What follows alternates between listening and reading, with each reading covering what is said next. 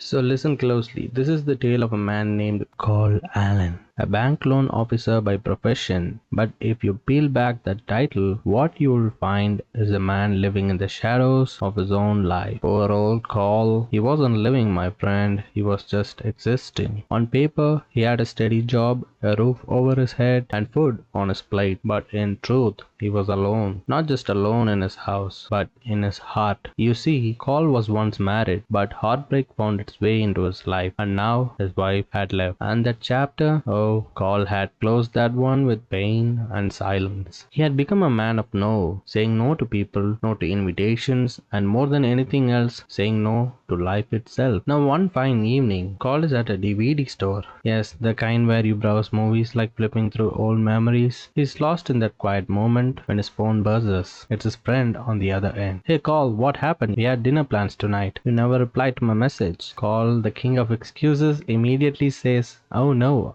I am stuck in an important meeting, working on a big document." His usual escape lines. But wait, fate had other plans. His friend standing just a few feet away, outside the same DVD store, laughs and says, "Meeting, huh? Then who's this guy in the movie section? Looks just like you, Carl." Caught red-handed, Carl has no option but to go along for dinner. He tags along reluctantly, but life decides to twist the knife a little more that night. Because guess who he bumps into? His ex-wife, with a new partner, happy, radiant, and moved on. Carl, on the other hand, freezes like a deer in headlights. He can't even face her, not because of hate, but because of the deep emptiness he carries. His confidence long gone. His charm faded like old newspaper ink. The next morning, Carl drags himself to work. His boss casually mentions that there was a talk of a promotion, but Carl missed it. Another door closed, but Carl, he just shrugs and says, "It's alright. Things like this always happen to me." Because when disappointment becomes your daily companion, even loss stops hurting. At the bank, a few loan applicants show up. Their paperwork is incomplete,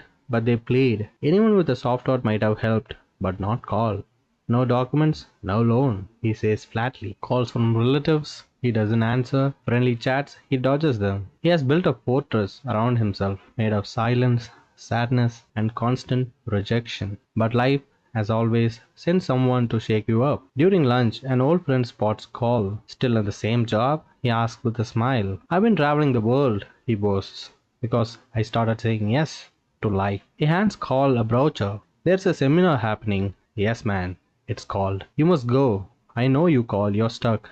You've said no so much. It's the only word you know." He even jokes, "Here, take this rock and smash the bank's glass door." Carl immediately panics. "No, are you mad? I can't." His friend laughs and says, "Now you ask me." Carl, confused, asks, "Do you want to break the bank's glass?" His friend proudly says yes, and with a mischievous grin, he hurls the rock, shattering the glass before dashing away like a schoolboy who just rang someone's doorbell and ran. As he disappears, he shouts back, "Go to the seminar, Carl. Just say yes for once. Live your life, man. You only get one." If you thought Carl's story had already taken a turn, hold on tight, because life is just getting warmed up. You see, even after everything, lying to his friends, pushing people away, rejecting loans like handing out candy, Carl still hadn't changed. He was stuck in his same old rut.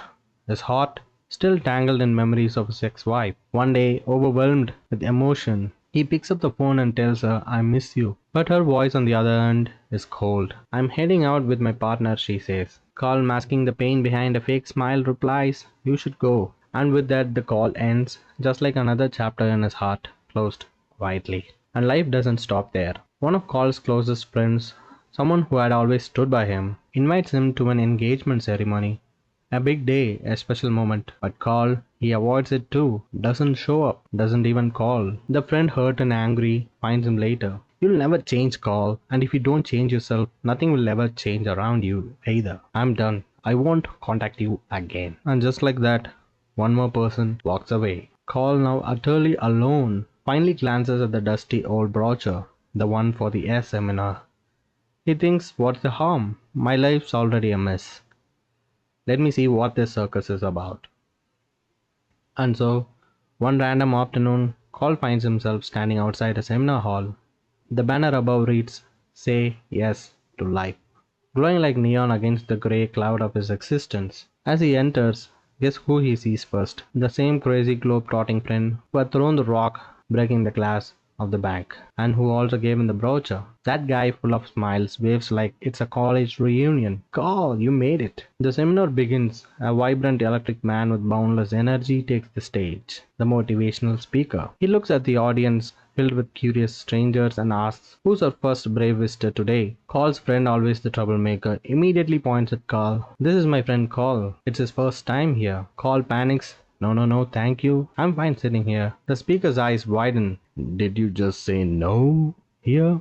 In the house of yes?" The audience erupts in playful chants. "No man, no man, no man." The speaker laughs, jumps off the stage, and rushes towards Carl with theatrical flair. "If you won't come to me, I'll come to you," he declares, and in seconds he's standing right in front of him. Looking Carl in the eyes, he says, "You're lost, aren't you? No friends, no joy, no purpose. Just walls around your heart. Why? Because life was tough? You think you're the only one?" Carl, trying to hold back tears, whispers, "You don't know what I've been through." But the speaker, with all his energy, places a hand on Carl's shoulder and says, "From now on, you take an oath. No more saying no. Whatever life offers, you say yes. Say it, Carl. Say it out loud."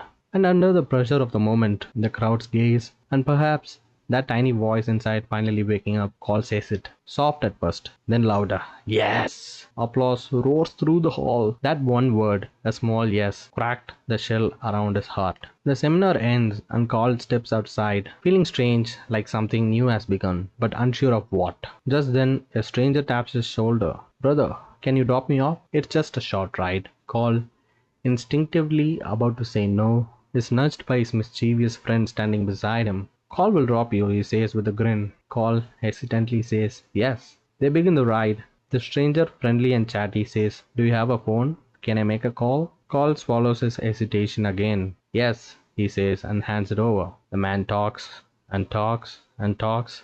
One call turns into 10. The battery drains like water from a leaking bottle. Finally the man says, "Oh, my stop has come.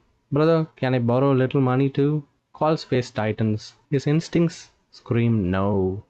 But then he remembers the seminar, the chance, the promise. With a sigh and a reluctant smile, he says yes, and hands over the last bit of cash in his wallet. The man hops off and Carl drives away. But wait, life isn't done testing him. A few miles down the road, the car sputters and dies. Carl reaches for his phone, but it's dead. Not even a single bar left. His wallet, empty. And there he is stuck on the roadside, alone, broke and phoneless. All thanks to his new life of saying yes. But little does Carl know, this moment, this frustrating, laughable, hopeless moment, is where his real transformation begins. So now, picture Carl standing on the side of the road, his car silent, phone dead, pockets empty, but what does he do? He doesn't complain, doesn't curse his fate. Instead he walks.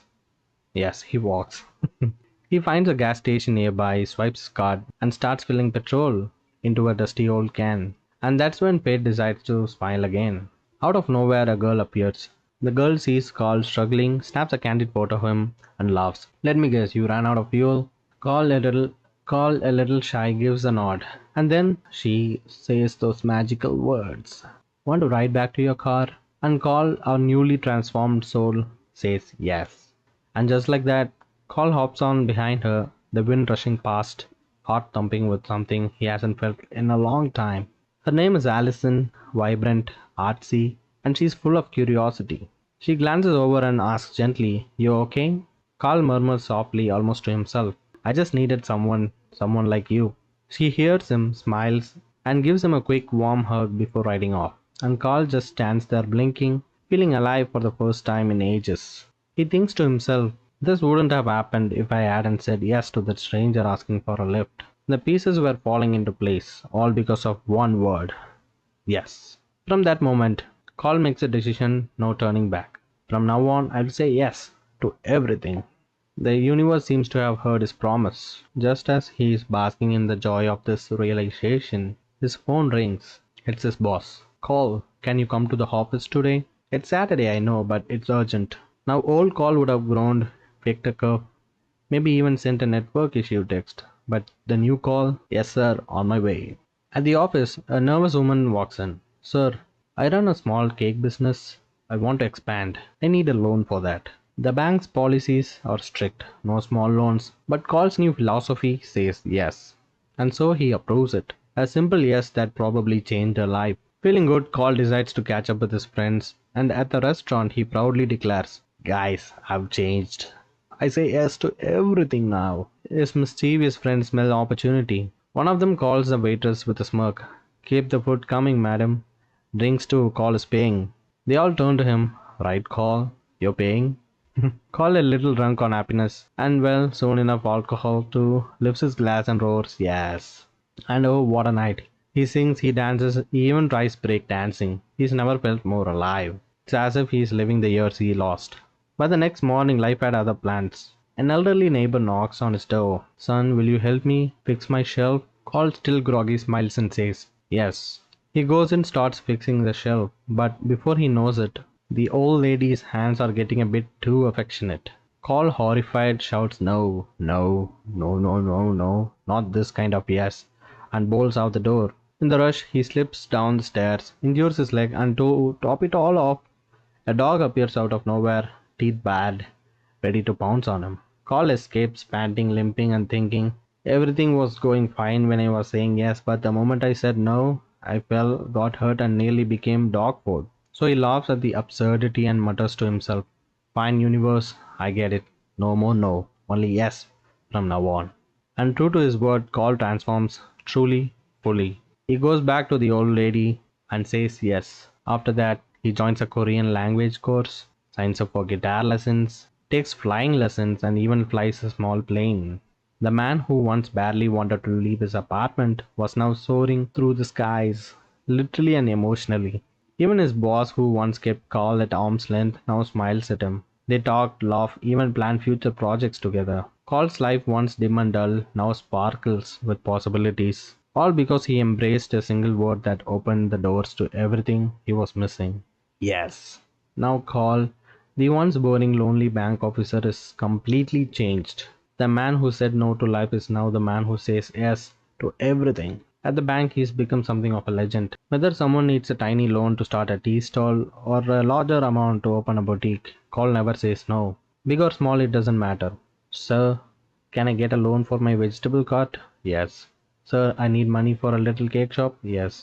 Because of this kindness, people begin lining up just to deal with Carl. The bank is buzzing with new customers, and everyone leaves with a smile. Word spreads, "Go to Carl. He'll never say no." And Carl is loving every moment of it. One evening on his way home, he sees a familiar face, a man who always stood near the street lights handing out brochures. Carl used to dodge him, shaking his head with a quick, "No thanks." But today, different story. The man smiles. "Sir, I own a bar. Why don't you visit sometime?" The man smiles. "Sir, I own a bar. Why don't you visit sometime? I think you'll enjoy it." Carl pauses, looks at the man's hopeful eyes, and with a warm grin replies, "Yes, I'll come tonight." And guess what? That same night, Carl walks into the bar, and to his surprise, there's Allison. Yes, the Allison who changed his life. She's there on stage, pouring her heart into a soulful song. Her voice echoes through the bar like poetry. After her performance, she walks up to him, raising an eyebrow playfully. "Are you stalking me?" Carl chuckles. "I could never. Coincidence, I promise." They step outside and stroll through the calm streets. Allison shares more of her world. "I only sing part-time. In the daytime I teach photography. You should drop by sometime." Carl without hesitation says, "Yes, I would love to." Later that night, another friend calls. "Bro, party at my place. You have to come." It's late, Carl is tired, but he still says, "Yes, I'll come." He goes, he dances, he lives the moment, and the very next morning, like he promised, he visits Allison's photography class. She beams seeing him there. He takes part in group activities, joins a field trip, even starts clicking photos. And not bad ones either. Paul becomes one of them, part of something real. From a lonely bank guy to an amateur photographer, all thanks to his yes attitude. Allison notices it too. She falls for the brightness in Carl, his humor, and his genuine heart. They start spending more time together. Bike ride under the stars, deep talks in empty stadiums, laughter echoing into the night. Meanwhile, Carl's life is also transforming back at work. One day, there is a long queue of happy loan applicants. Just then, Carl's senior officer calls him in. Carl thinks, "Is this trouble? Am I being fired?" But inside the office, the atmosphere is different. The officer smiles proudly. "Carl, bravo, you've done something no one in this bank ever dared. You gave small loans, and guess what? People paid them back on time because you believed in them. Call's heart skips a beat. Not only is the bank making more profit, but we are making real impact. And that is why you are being promoted with a nice fat salary hike. Hearing the officer say this, Call is speechless. His journey from ignored banker to people's hero, it was real, and now he is unstoppable. He walks with confidence, spreads joy wherever he goes. That positive, radiant energy becomes his identity. Then one day, a dramatic moment. Call sees a man standing dangerously on the edge of a window, clearly about to end his life. The crowd below gasps, people panic, but Call walks up to him calmly. He doesn't know what to do. He doesn't lecture, he doesn't shout. Instead, he sings a soft, heartfelt, uplifting song. The man pauses as tears roll down and he steps back. Call pulls him in and saves the man's life. Call had said yes to life and now he was helping others to say it too. As such, Call and Allison have now become an inseparable duo. They plan a recreational trip together. Laughter, connection, and curiosity fill their hearts. As they reach the airport with bags in hand and wide smiles, suddenly, Call's ex-wife appears. She looks stunned. "We saw you on TV, Call. You saved a man's life. You did something amazing." Call smiles humbly. It was nothing out of the ordinary. But to her, it was extraordinary. The man she once knew, the man who barely smiled, who feared risks, who lived behind a wall was now standing here with glowing eyes full of life. She stared at him surprised. "You look different. So happy, so alive. Why are you at the airport?" Call shrugs with a grin, saying, "They're going on a trip." "Where are you going?" she asked. Call's smile widens, saying, "No idea. We will decide when we get there." After this, Call and Allison walk up to the ticket counter with laughter bubbling. "We want tickets for the first flight out," Call says. The officer blinks. "It's to Nebraska." Perfect.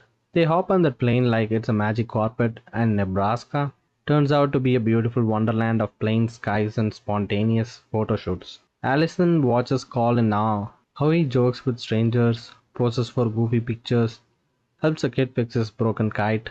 "You've changed, Call. You light up the world around you. Maybe we should buy a house here, move back, start fresh." Call's heart skips a beat. For a man who once feared even social events, this idea feels big but beautiful. "Yes," he says, "I would love that." But the moment doesn't last. As they are about to book return tickets, two stern custom officers approach. "Sir, there is a query for you. Please come with us." Call looks puzzled but calm. Allison watches, confused and concerned. In an airport cell, the officers interrogate him. "Do you hold any grudge against the United States?" Call frowns. "No, I love my country." They continue. "Then why did you recently learn how to fly a plane?"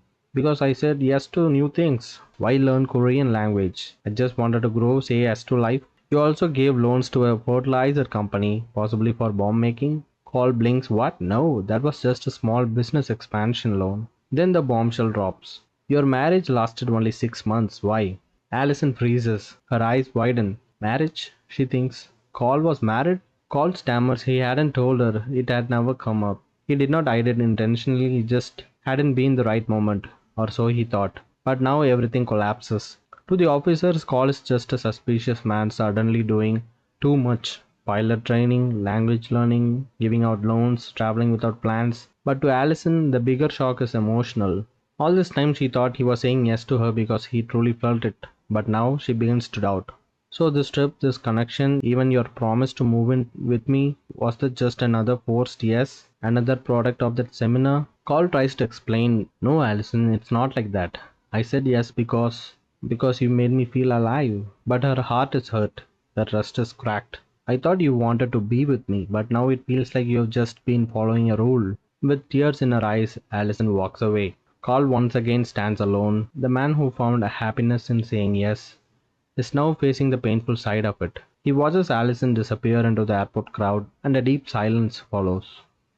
Like the sky after a storm, Carl sits down heavy hearted. For the first time in a long time, the world yes feels hollow. After Allison leaves, Carl feels completely shattered. He tries calling her several times, but she never answers. He visits the bar where she sings, hoping to see her, but she never shows up. Carl is left alone once again. One day, Carl receives a phone call from his ex-wife. She says, "Come meet me, there's something I want to talk about." Carl agrees and visits her. Meeting him, she says her relationship has just ended, and she doesn't want to go back to her former partner. She adds that she has started liking Carl again and wants to get back together. But Carl, now changed, politely refuses. He says, I'm sorry, I can't. I love someone else. I love Allison. He walks away saying a firm no for the first time from the heart. That night, Cole feels as if his life is falling apart again. He begins to hallucinate, thinking that bad luck has returned now that he has stopped saying yes to everything. In a depressed state, Cole finds the motivational speaker who once taught him to say yes. He hides in the backseat of the speaker's car without his knowledge. As the car drives, Cole suddenly appears from behind, saying, Don't worry, it's just me, Cole. Startled and frightened, the motivational speaker loses control of the car. The car crashes, and both are hospitalized due to the accident. After regaining consciousness, Cole speaks to the motivational speaker at the hospital. Cole tells him that the idea of saying yes to everything has ruined his life, and you need to change your rule, not everything deserves a yes. But the motivational speaker calmly responds, There was never such a strict rule. I said it to help you open up.